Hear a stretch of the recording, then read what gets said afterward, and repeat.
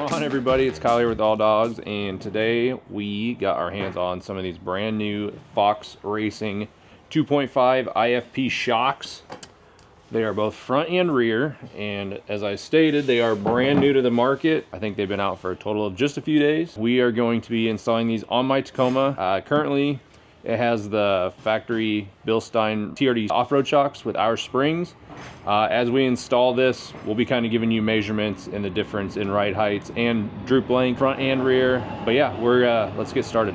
So as stated in a previous video, this truck this is a TRD Sport, but we had the factory TRD off-road Bilsteins on hand, and at the time from when we shot the initial install video, it had our ADO springs on it. What we did actually to compare ride height and the amount of droop is we've actually installed the Fox on the passenger side of this truck, and we have we have those red Bilsteins on the driver's side. So rear is the same for ride height, it's at 24 inches. The front came up, I think it was 3/4 of an inch. No, it was a half inch. Front came up half inch with the Foxes straight out of the box.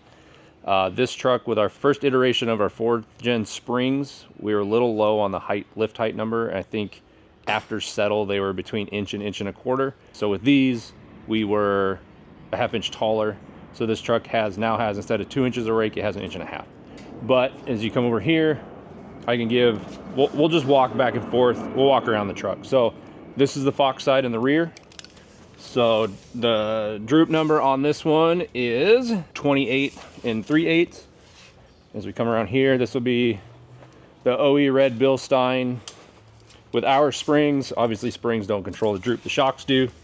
And the Fox shocks are actually 3/4 inch longer, it looked like, from what we compared. So rear droop on this side is at 27.25. So you gain roughly an inch of travel in the rear.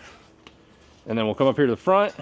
And the front on these trucks is actually kind of where the travel numbers are low, in my opinion. But this one with the factory Bilstein and our shock is at 25 inches.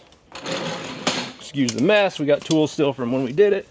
But this side is at 26. So you gain roughly an inch of travel, both front and rear. And the reason we actually did this was we were curious on the ride quality differences. I've been very, very happy with the factory Bilsteins and our springs, enough to where I actually pushed against Chad not to do this for a while because I just enjoyed the ride quality of the truck. But now that these are available, we wanted to get them on the truck. Rear ride quality with my setup with the rack and the tent is pretty much indifferent. I couldn't really tell.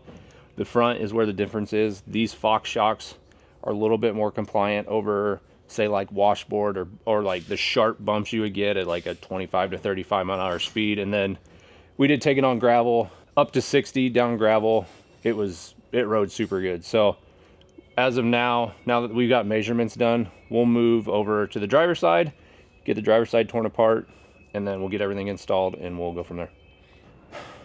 All right, so to start, like stated in the previous video when we did the install on the Bilsteins, the rear suspension is going to be the easiest thing to do. If you're doing like what I'm doing, where you're just changing shocks, all you will need is 17 mil socket for the lower bolt, and then it's a 19 and something to hold it, and then just simply falls out. If you're doing the rest of it, you'll have to refer back to the video for the other torque specs and sizes. As of now, I'm just going to yank this shock out real quick, and then we will compare it to the Fox shock.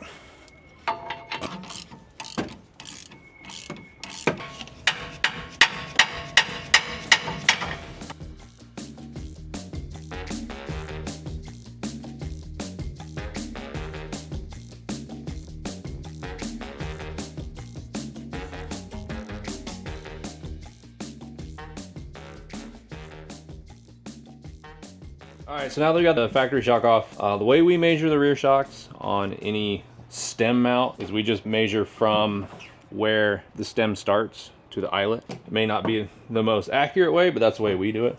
We'll start with the Bilstein here. So from that to the eyelet is roughly between 25 1/8 and 25 1/4, where the Fox is 25 3/4. So with measurements like that, that extra half inch of length for the Fox is where you will find the extra droop that we measured side to side. So now that we're done with that, we'll move to installing this.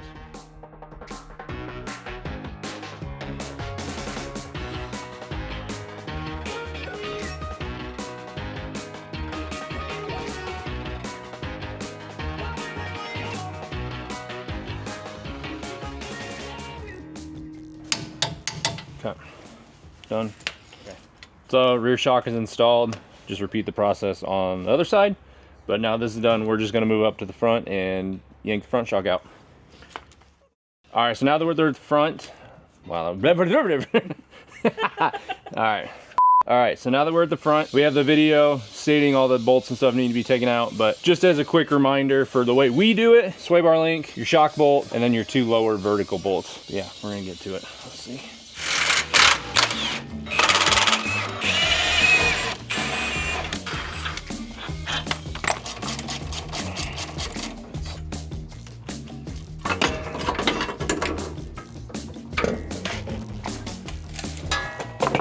Strut comes out.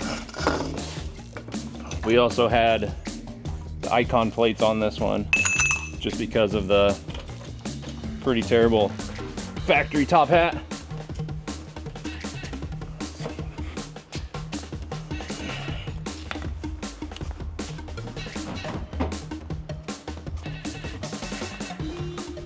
All right, so before you install these, obviously your bottom bolt's gonna be the same, but the top nut are 17 mil. Where your factory ones are 14, so just know that before you go to install it.